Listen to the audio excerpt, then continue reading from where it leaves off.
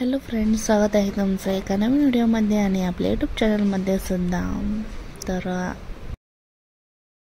इथे मी चहा ठेवलेला आहे. आज आम्ही चाललो आहे गावाला आणि आता सकाळचे 7 वाजत आलेले आहेत आणि चहा ठेवलेला आहे. चहा घेऊन आम्ही गावी जाण्यासाठी आजीचं आमच्या म्हणजे आजी सासूचं माझं 3रं वर्ष श्राद्ध आहे. तर त्यासाठी आम्ही आज जाणार आहे गावाला आणि कालच जायचं होतं पण सुट्ट्या नव्हत्या आणि म्हणून पण आलेली सीटचे क्लास चालू आहेत त्याचे, त्यामुळे मग सुट्टी नाही आहे आणि यांना पण सुट्टी नाही आहे. तर मग आज चाललो आहे आम्ही. तर चला, कसा कार्यक्रम होतो आहे काय होतं आहे हे मी तुम्हाला पुढे सांगेन. तर चहा घेतला आणि शमूला पण चहा पाजला, औषधं दिली त्याला आणि निघालो आहे आता आम्ही गावाला जाण्यासाठी. आता अर्धा पाऊण तासात आम्ही गावी पोहोचू.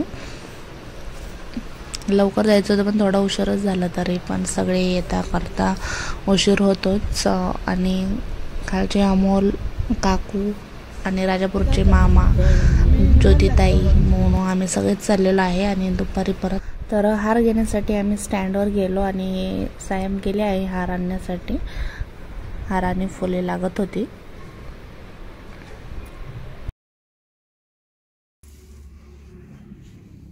अरे बाबा काय ते रंग अजून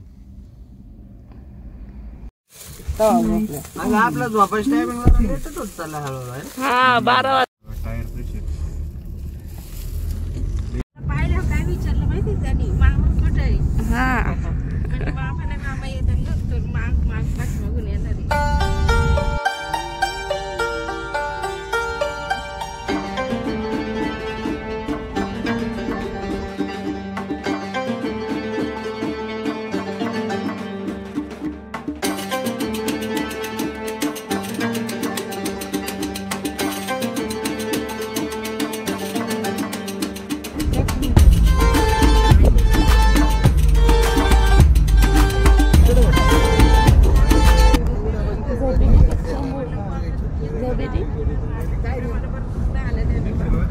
शंभूला झोप येत होती. आणि आता आम्ही पोहोचलो आहे. 8 सव्वा 8 वाजले असतील. आम्ही गावाला पोहोचलो आत्ताच घरी. आणि पहा चिक्कूचे बाग आहे आमच्याकडे. चिक्कू, आंबे अशा बागा आहेत. डाळी आहे. आता तर जांभूळ पण लावलेला आहे आम्ही. आणि पोहोचले आता. मंडप वगैरे तर कालच टाकून झालेला आहे. तुम्ही बघू शकता. आता पोहोचला मी घरी आणि थोड्याच वेळात कार्यक्रम सुरू होणार आहे 9 वाजता. या आंब्याला पहा तुम्ही कशा कैऱ्या आलेल्या आहेत छोट्या छोट्या. आमचा आंबा मे महिन्यामध्ये येतो. अजून काही कोणी पाहुणे आलेले नाही आहेत. आता थोड्या वेळातच सुरुवात होईल पाहुणे यायला. आणि पूर्ण साफसफाई करून केलेली आहे अक्कांनी आणि अण्णांनी, कारण आम्ही पण आला असतं पण आता वेळच नव्हता त्यामुळे नाही जमलं आम्हाला यायला. आणि हे बघा आजी आमची खूपच सुंदर दिसत होती. आमची आजी तरुण असल्यानंतर खूपच छान दिसत असतील आजी. आणि स्वभाव पण खूप छान होता, म्हणजे मस्त होता. आजीचा स्वभाव थोडा कडक पण होता पण आणि चांगला पण होता आजीचा स्वभाव. तर माझं लग्न झालं आणि त्याच्या अगोदर 1-2 वर्षापासून त्या बसूनच होत्या. म्हणजे त्यांना पॅरालिसिसचा झटका आला, त्यामुळे त्या बसूनच होत्या. त्यांना हालचाल वगैरे काही जास्त जमत नव्हती. त्यामुळे अक्का आणि अण्णांनी त्यांची खूप सेवा केलेली आहे. अगदी अखेरच्या श्वासापर्यंत देखील खूप काही केलेलं आहे अक्का आणि अण्णांनी. आणि आजीची आठवण आम्हाला कायमच येते. घरात आल्यानंतर आजीची जी जागा असायची कॉटवर, तर ती बघितली तरी आठवण येते आम्हाला खूप. तर मी इथे आलते काय काय चाललेलं आहे, काय करायचं आहे बघायला. आणि आम्ही घरीच स्वयंपाक बनवतो. आमचे जे म्हणजे मोठे बाया आहेत माझे, तर ते उत्तम प्रकारे स्वयंपाक बनवतात. आचार्य आहेत ते आणि ऑर्डर वगैरे पण घेतात. तर तुम्हाला कोणाला ऑर्डर घ्यायची असेल तर तुम्ही नक्की सांगा. त्यांचा नंबर वगैरे मी तुम्हाला देईन. त्यावर तुम्ही ऑर्डर करू शकता. तर इथे माझी चुलत सासू वगैरे होत्या, तर त्या होत्या त्या काय फोटो. तर जेवणामध्ये वाटाणा बटाट्याची भाजी होती, पुरी आणि भात होता, मसाले भात होता आणि जिलेबी. तर येणाऱ्या पाहुण्यासाठी खाली बसायला कार्पेट टाकलं होतं, पण त्यावर थोडी धूळ होती, तर मी ते सर्व झाडून घेतलं आणि नंतर पुऱ्या पण करायच्या आहेत. तर चला मी पटकन झाडून घेते, नंतर बोलते.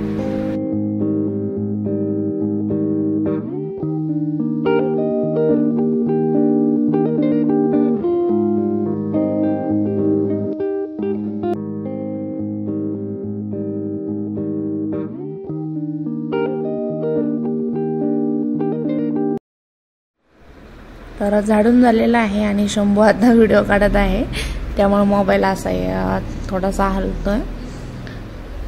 आणि इथे आम्ही आता पुऱ्या करायला बसणार आहे. पुऱ्यांचं काम चालू पण झालेलं आहे, तिकडे तुम्ही बघू शकता.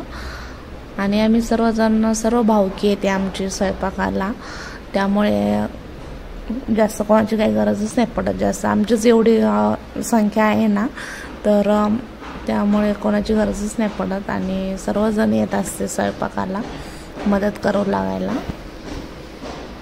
तर बाहेरनं स्पीकरवर गाणे चालू होते, त्यामुळे मला हे ओरिजिनल नाही घेता आलं. तर शंभू सर्वांना सांगत होता हाय करा म्हणून, त्यामुळे सर्वजण हाय करत आहे आता.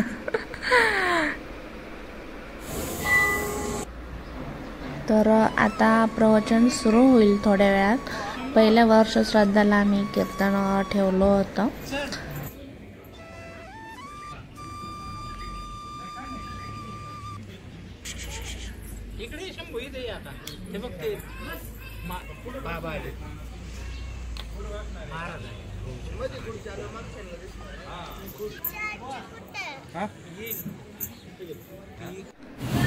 तर इथे सुनील भाऊ गरम गरम जिलेबी काढत आहे. काढून ठेवली, एकदम गरम गरम कडक खायला छान लागते, त्यामुळे भाऊ गरम गरमच करत होते. आणि वाढताना पण गरम गरमच वाढली सर्वांना.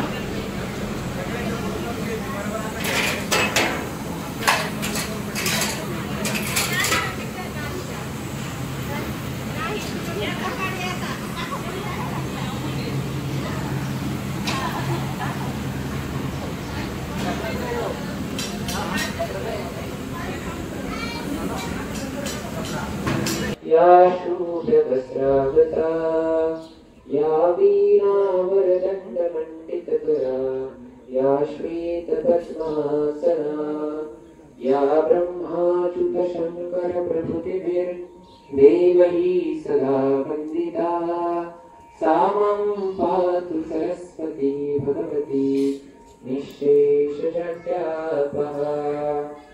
जयांचे केलिया स्मरण सृष्टी अंगवे सारस्वत आगवे जिहुरेसिये वक्तृत्व गोडपणे अमृताते पारुखे म्हणे पूर्ण तत्वबोध श्री गुरूंचे पाय जैरभ्रिय गोचरोनी ठाय तै एवढे भाग्य होय उन्मेषासी ते नमस्कारोणी आता सच्चिदानंद रूपाय विश्वोत्पत्त्यादिहेतवे तापत्रय विनाशाय श्रीकृष्णाय वयं नमः. प्रणतोऽस्मि जन्माद्यस्य यतोऽन्वयादितरत् छात्रेष्वभिज्ञस्वराट् तेने ब्रह्महृदाय आदिकवये मुह्यन्ति यत्सूरयः तेजो वारिमृदं यथा विनिमयो यत्र त्रिसर्गो पुषा धाम्ना स्वेन सदा निरस्तते. बरं पूर्वी वाईट होतं, मग आपण गळाकाड काढू म्हणतो. हाडाची काढ रक्ताचं पाणी करू करू आम्ही इथपर्यंत आलोय. म्हणजे भूतकाळामध्ये सुखही असलं तरी ते वर्तमानात दुःख देतं, भूतकाळात दुःखही असलं तरी ते वर्तमानात दुःख देतं. इतका बेकार आहे भूतकाळ. त्या भूतकाळाचं विस्मरण ध्यानस्थ पाहिजे. आणि ते एक माकड आहे, त्याचं नाव होतं नळ. ऐकले तुम्ही त्याला? कोणीच नाही ऐकले? ठीक आहे, ऐका मग नवीन. त्याच्यापेक्षा त्याचा सिद्धांत महत्वाचा आहे, तो सिद्धांत तुम्ही घेऊन जा. ते नळ नावाचं माकड तिथे यायचं आणि ते तिथे ध्यानस्थ बसले असताना पूजा विधी करत असताना ते माकड काय, माकड म्हणजे काय, माकड जाळीच करणार, ते डिस्टर्ब करायचं त्यांना, अगस्तींना. आणि त्यांनी ते शालिग्राम ठेवलं की शालिग्राम उचलायचं आणि ते समुद्रात फेकून द्यायचं. आता ते ऋषी जाऊन द्यायचे, दयाळू असतात, संत दयाळू असतात. ते पुन्हा चालत चालत जायचे इकडे नेपाळला, गंडकी नदीमधनं पुन्हा ते एक शालिग्राम घेऊन यायचे. पुन्हा तिथे कन्याकुमारी जाऊन ते शालिग्रामाची स्थापना करायची, पुन्हा त्याची पूजा विधी करायची. पुन्हा ते नल नावाचं माकड यायचं, ते शालिग्राम उचलायचं, फेकून द्यायचं समुद्रामध्ये. एकदा झालं, दोनदा झालं, तीनदा झालं, 100 वेळा, 1000 वेळा असं केलं. नंतर शेवटी मग त्यांचा संताप झाला. ते काही एकनाथ महाराज नव्हते, ते वैतागले. मग त्यांनी शाप दिला अगस्ती ऋषींनी त्या नल नावाच्या माकडाला. ते म्हटले, तू हे जे शालिग्राम उचलून त्या नदीमध्ये समुद्रामध्ये टाकतोय ना, आजपासून जे जे उचलून तू समुद्रामध्ये टाकशील, पाण्यामध्ये टाकशील, तुझ्या हाताने उचलणारी प्रत्येक गोष्ट एकही बुडणार नाही म्हणे. दगड टाकला तर दगड बुडणार, जे तू टाकणार बुडणारच नाही म्हणे. शाप देऊन टाकला त्या नल नावाच्या माकडाला. पण पुढे जाऊन अशी घटना झाली, ते नल नावाचं माकड हनुमंतरायांना शरण गेलं. आणि ज्यावेळेस सीतामातेला आणायचं होतं लंकेवरनं, त्यावेळेस हनुमंतरायांनी कॉन्ट्रॅक्टच दिलं ते पूल बांधायचं नल नावाच्या माकडाला. आता तुमच्या बऱ्याच लोकांच्या लक्षात आलं असेल पुढे काय, ज्यांच्या नाही लक्षात त्यांना मी सांगतो. आणि मग सेतू जेव्हा बनवायचा होता, राम सेतू, त्यावेळेस ते नल नावाचं माकड, त्याला ते कॉन्ट्रॅक्ट मिळालं. मग ते काय करायचं, दगड घ्यायचं आणि समुद्रात टाकायचं. आता त्याला काय मिळाला होता, शाप. आता दगड बुडणार की नाही, बरं शाप मिळाला, फायद्याचा झाला की तोट्याचा झाला, बोला ना, फायद्याचं. मग आता लावून सांगायचं लोकांना, शाप जरी मिळाला तरी आम्हाला टेन्शन नाही, पण ते कधी नाही तुम्हाला पुढे जाऊन सांगायचं, लक्ष द्या. मग ते टाकायचं असं, बाकीच्याने हात लावला की दगडी बुडायचे. नलाचा हात लागला त्या दगडाला, तो दगड टंगायचा. मग तो पुलाचं बांधकाम झालं. मग तेव्हा सिव्हिल इंजिनियर होता नल नावाचं माकड त्या सेतूचं. खरं शिकाता फक्त भावार्थ रामायणामध्ये लय गोड गोड. आणि एकनाथ महाराजांनी खूप गोड भाव सांगितले, ते वाचण्यासारखे. म्हणजे मला जेवढे सगळ्या कथा इतिहासाचा जो भाग आहे त्यातलं रामायण मला खूप आवडतं स्पेशली. मला सांगा, त्या नलाला शाप मिळाला होता की आशीर्वाद? शाप मिळाला होता. त्याचा तोटा झाला की फायदा झाला? शापाचा तोटा झाला की फायदा झाला? का झाला हे विचारायचं. त्याचं कारण असं आहे, मिळाला होता शाप, पण संगत संताची केली, संताचं ऐकलं, देवाची सेवा केली, तो शाप आशीर्वादामध्ये परिवर्तित झाला. त्याचं पर्यावसन आशीर्वादात झालं. का झालं? काही मिळू द्या, शाप मिळू नाही तर आशीर्वाद मिळू, पण ऐकलं जर संताचं ना तर जीवनाचं कल्याण होतं. शाप होता पण त्याचा आशीर्वादात पर्यावसन झालं. का? संतांचं ऐकलं. संतांचंच ऐकलं पाहिजे. आपण संत समोर सगळ्यांच ऐकतो, संतांचं ऐकलं पाहिजे. अजून एक कथा आहे महाभारतामध्ये आलेली आहे. आपल्याला आशीर्वाद मिळाला असेल तर त्याचं शापात कसं रूपांतर होतं सांगू की नंतर सांगू? नंतर पुढच्या एखाद्या वेळेस. माझा भरपूर वेळ झालेला आहे, आता सांगू. सप्तचिरंजीव थोडा सस्पेन्स ठेवतो ना. सप्तचिरंजीव तुम्ही माहिती असेल तुम्हाला. त्याच्यामध्ये अश्वत्थामा आहे, त्याच्यानंतर हनुमंतराय आहेत, त्यानंतर वेदव्यास आहेत. सप्तचिरंजीव म्हणजे जे कलियुग आहे ना, कलियुगाचे 32 लाख 4,32,00,000 वर्षे कलियुगाचं पूर्ण आयुष्य. आणि त्यांना सांगितले कल्पापर्यंत ते जिवंत राहणार, त्याचं नाव चिरंजीव आहे, असा आशीर्वाद भगवंताने दिलेला आहे. असे 7 जण आहेत. त्याच्यामधला अश्वत्थामा हा पहिला आहे, हनुमंतराय दुसरे. तर अश्वत्थामा हा कोणाचा मुलगा आहे? द्रोणाचार्यांचा. द्रोणाचार्य म्हणजे जे कौरव आणि पांडव दोघांचे गुरु आहेत, प्रचंड विद्वान. आणि त्यांचा मुलगा अश्वत्थामा. जसं हनुमंतराय जन्मतः त्यांना कोपी नव्हती ना, तसं यांना जन्मतः त्यांच्या कपाळावरती सुवर्णमणी होता अश्वत्थामाच्या. आणि त्याला आशीर्वाद दिला होता भगवंताने, जोपर्यंत कलियुग आहे तोपर्यंत तुझं अस्तित्व राहणार. चिरंजीव, त्याला चिरंजीव असं म्हणतात. आणि ते चिरंजीव 7 चिरंजीवाचं जर आपण नामस्मरण केलं तर आपलं आयुष्य वाढतं असं शास्त्र सांगतं. ज्याला करायचं ते करू शकता, किंवा ज्याला सत्संग करायचं त्याने सत्संग करू शकता. तुमच्या मनावरती. आता सत्संगाचं महत्व मी अगोदरच सांगितलेलं आहे. आणि मग तो जो अश्वत्थामा आहे, तो अश्वत्थामा गेला होता दुर्योधनाच्या बाजूने लढायला. त्याने दुर्योधनाला साथ केली होती. आणि दुर्योधनाने सांगितलं, अरे अश्वत्थामा, तू तुझ्याकडे एवढं शौर्य आहे पण तू काहीच करत नाहीये. पांडव तर आपल्यावरती आक्रमण करत आहेत, आपले सगळे कौरव सगळे जात आहेत, मृत्युमुखी पडत आहेत, पण तू मुद्दामून काही करत नाही. त्याला राग आला आणि त्यांनी प्रतिज्ञा केली. म्हटले हे पूर्ण जे पांडव आहेत ना ते संपून टाकतो. म्हटले मी ठेवत नाहीत पांडव. पण त्याने नियम तोडून ते युद्ध केलं. त्याने काय केलं, पांडव संपवायचे म्हणून तो रात्रीचा गेला. आणि युद्धाचा नियम असा आहे की एकदा सूर्य मावळला की युद्ध करायचं नसतं. सूर्य उगवल्यानंतर युद्धाला प्रारंभ होतो, सूर्य मावळला की युद्ध संपलं. पण हा जो अश्वत्थामा आहे त्याने नियम वगैरे सगळे धाब्यावर टाकले आणि तो गेला. गेल्यानंतर म्हटलं आता सगळे 5 पांडव आहेत का, सगळ्यांची मुंडकी तुला आणून देतो मी. दुर्योधनाला सांगितलं. अश्वत्थामा गेला, तलवार घेतली त्याने आणि द्रौपदीचे 5 पुत्र तिथे झोपलेले होते रात्री. आणि पांडव समजून सगळ्यांचा त्याने शिरच्छेद केला. शिर एका बाजूला, धड एका बाजूला.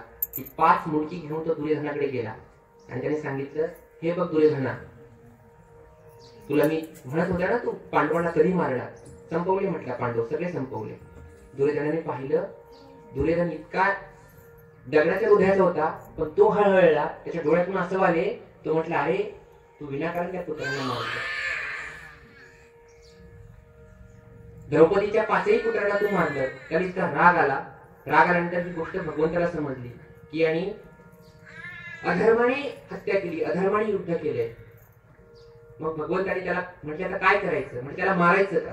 तर भगवंत म्हटलं मारायचं नाही, त्याला काय करायचं, तर म्हणे त्याचा अपमान करायचा. जो स्वाभिमानी मनुष्य आहे ना त्याला मारण्याचं दुःख नाही, अपमानाचं दुःख आहे. म्हणजे मी स्वाभिमानी लोकांबद्दल बोलतो. काही काही लोक तसं नसते, काही नावरूच नसते, मला नाही आवडून कोणाला गावला, काही अवस्था असते. ते म्हणजे याचा अपमान करायचा. म्हणजे काय करायचं, भगवंताने काय केलं, तलवारीने त्याच्या कपाळावरचं ते सुवर्णमुळे ते काढून घेतला. ते जन्मता त्याला होता अश्वत्थाम्याला, आणि त्याच्यातनं रक्त आणि पू यायला सुरुवात झाली. आणि म्हणे हा अश्वत्थामा जोपर्यंत ही सृष्टी आहे ना तोपर्यंत जिवंत राहणार, पण असा विद्रूप अवस्थेत असणार. त्याच्या कपाळातून रक्त आणि पू येत राहणार. त्याला आशीर्वाद मिळाला होता की शाप मिळाला होता चिरंजीवीचा. आशीर्वाद. परिवर्तन कशात झालं, शापात. का, कर्म चुकीचं केलं. कर्म खूप महत्वाचं आहे. आपलं कर्म आपण बिघडलं नाही पाहिजे. तर त्यासाठी काय करावं लागेल, संतांची संगत करावी लागेल. चांगलं काय आणि वाईट काय हे आपल्याला नाही समजणार. जोपर्यंत आपण संतांच्या जवळ बसत नाही तोपर्यंत बैसता संतांची संगती, कळू आले कमळापती, आपली कुणीच नव्हती निश्चयची ती दृढ झाला. तुकोबराय असं म्हणतात, संत मार्गी चालती त्याचे लागू मजमाती, काय करावी साधने काय नव्हे एकतेने, शेष घे नव्हती धाय धनी मरी पोट, तुका म्हणे संतापायी जीव ठेवी न निश्चय. अशी प्रतिज्ञा तुकोबरायांनी केली. आपणही अशी प्रतिज्ञा करायचा प्रयत्न करूया. झालेली सेवा तुम्हा सर्व मायबाप श्रोत्यांच्या चरणी समर्पित करतो. आमच्या आजी आहे त्यांच्या चरणी समर्पित करतो. आमच्या कुटुंबाचं वैभव आहे आजी. म्हणजे कसं असतं माहितीये का, भक्त बनत नाही, अशी फॅक्टरी नसते भक्त बनण्याची. म्हणजे माणूस जन्माला आला आणि त्या फॅक्टरीत घातला मग तो भक्त बनून बाहेर निघला असं काही होत नसतं.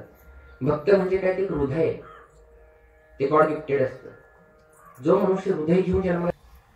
रखमाबाई बबन आवारी या आमच्या आत्यांच्या तृतीय पुण्यस्मरणाच्या निमित्तानं आज या ठिकाणी आपल्या मधुर वाणीतून अतिशय सुश्राव्य असं प्रवचन ज्यांनी आपल्या पुढं प्रस्तुत केलं ते उभरत वारकरी संप्रदायातील आपल्याच गावचं वैभव हरिभक्त अनिश महाराज आवारी यांचं सर्वप्रथम मी अगदी मनापासून स्वागत करतो.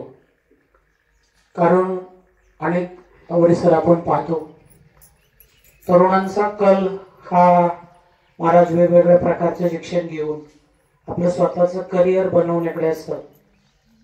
परंतु आपण या वारकरी संप्रदायामध्ये येऊन लोकांना प्रबोधन करण्याचं काम आपण या ठिकाणी करतात.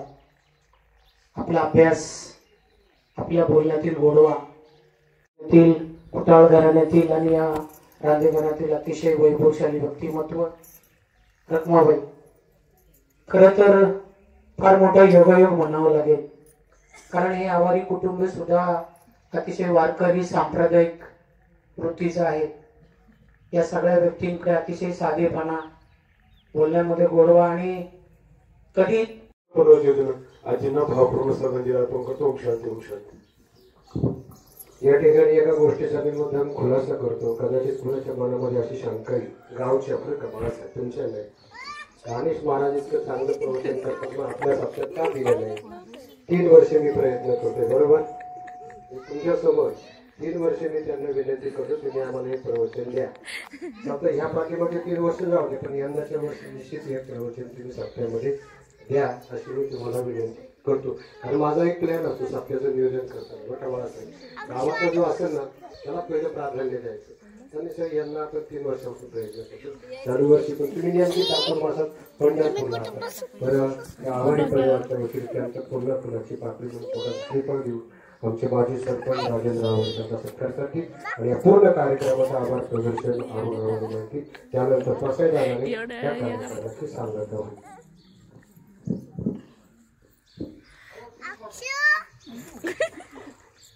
सावकाश बोल ना.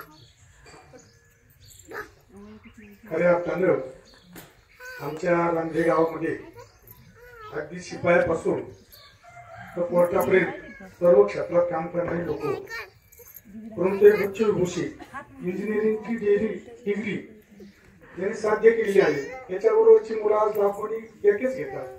परंतु कुठेतरी रांदेगावची पुण्यही असावी, आई वडिलांची पुण्यही असावी म्हणून अनिसारखा मुलगा त्यांच्या पोटी जन्म आला आणि खऱ्या अर्थानं त्यांचं सार्थक झालं. आमच्या गावचंही सार्थक झालं. आजची पुण्यतिथी आहे, तृतीय पुण्य स्मरण आहे. खरं तर माता म्हणजे काय अतिशय उपमा ज्याच्याकडे कोणालाही आज आणि स्मारक असतील कोणी असतील कोणाकडेही त्यासाठी शब्द नाही. नेमकी मातेची व्याख्या कशी करायची. परंतु मातेचं कर्तृत्व जे दिसतं तर तिच्या कर्तव्यकारीतून दिसत असतं. मग जिजाबाईचं शोभा घडवण्यातून दिसलं असेल, सावित्रीबाईचं मुलींना शिक्षण देण्यातून घडलं असेल. असं प्रत्येक मातेचं काहीतरी कर्तृत्व घडतं. काहींचं मर्यादित असतं परंतु ते घडतच असतं.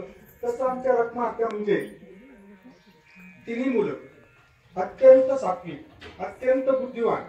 एक मुलगा माझा शालेय मित्र नारायण मज न्यावे पसाय दाणे जे खळांची व्यंकटी सांडो तया सत्कर्मी रती वाढो होता परस्परे पडो मैत्र जीवांचे दुरितांचे तिमिर जावो विश्व स्वधर्म सूर्य पाहो जो देवांच येणे वरे ज्ञानदेव श्रुतिया झाला.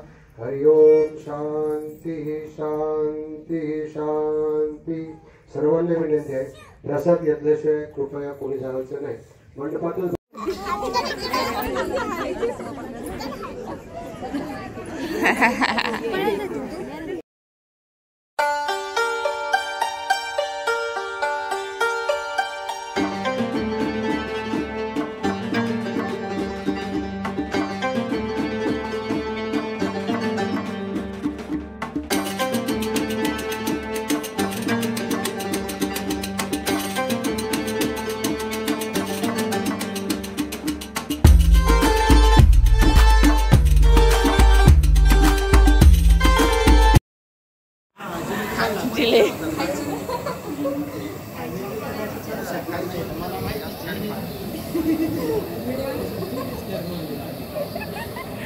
नका नका असं नका करू. मी तुम्हाला नाही टाकत, जिलेबीला टाकणार आहे.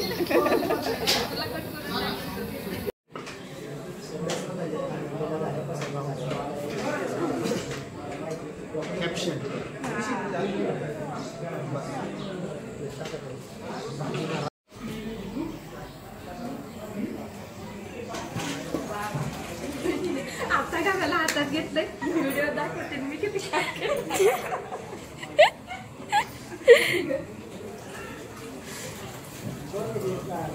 बहिणी म्यूट करू नका बरं काही वाक्य. नाही अजून नाही. त्यांच्याकडं फिरवायचं ना कॅमेरा.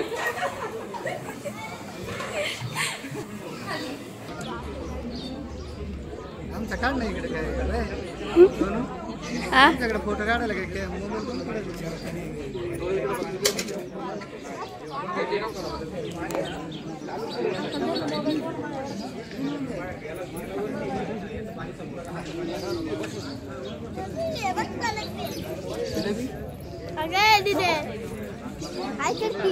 व्हिडिओ काढते.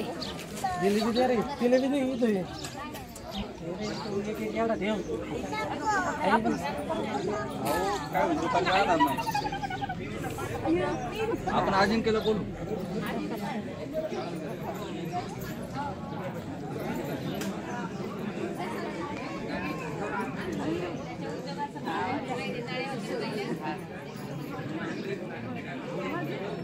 Gracias.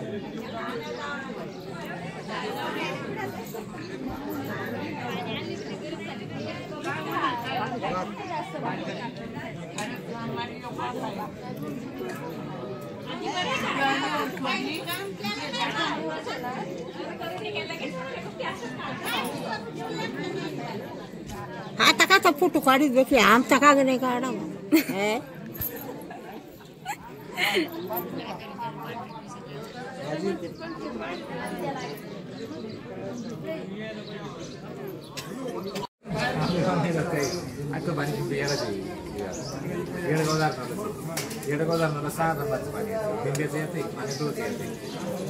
तर आलेले सर्व पाहुणे जेवले आणि तसे थोडे थोडे करून येतच होते पाहुणे. आता ते दिवसभर येतच राहणार.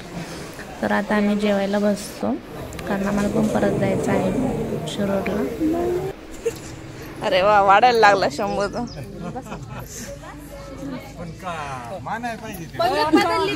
त्याने बघितलं असणार आहे.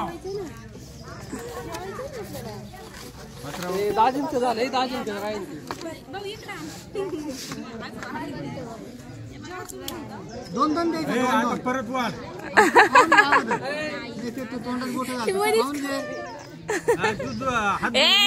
हात धुवून ये जा. हात धुवून ये आता. त्याला इथंच ठेवा.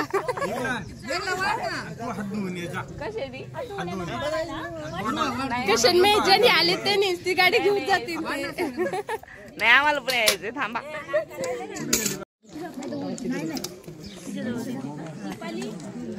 हा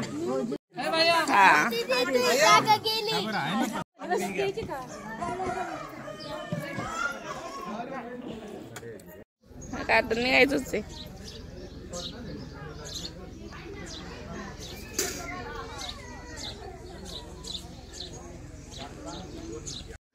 कायऱ्या चांगले आलं. कायऱ्या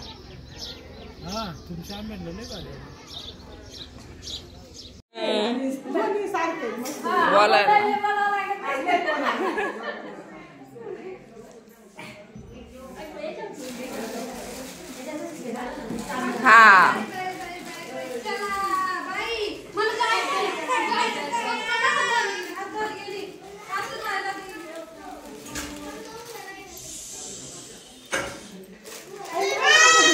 तर सर्वांची जेवण वगैरे झाले आणि थोड्या वेळ मस्त गप्पा मारीत बसलो आम्ही सर्वजण आणि नंतर आम्ही निघालो शिरोडला जाण्यासाठी. तर आज संध्याकाळी परत भजनाचा कार्यक्रम आहे पण आता आम्हाला थांबता येणार नाही कारण मोनूचे क्लास पण आहेत आणि यांना पण सुट्टी नाही आहे. तर हे पुढे गेले, दुसऱ्या सर आले त्यांच्यासोबत बँकेत गेले.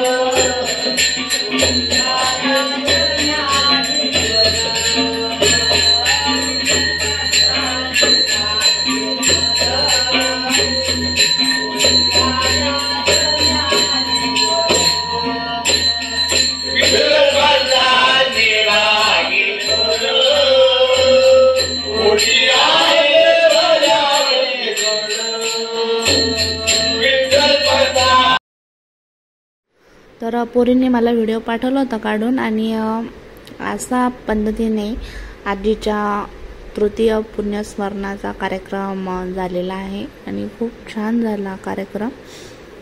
तर आजचा व्हिडिओ आवडला असेल तर लाईक करा, शेअर करा आणि कमेंट करा.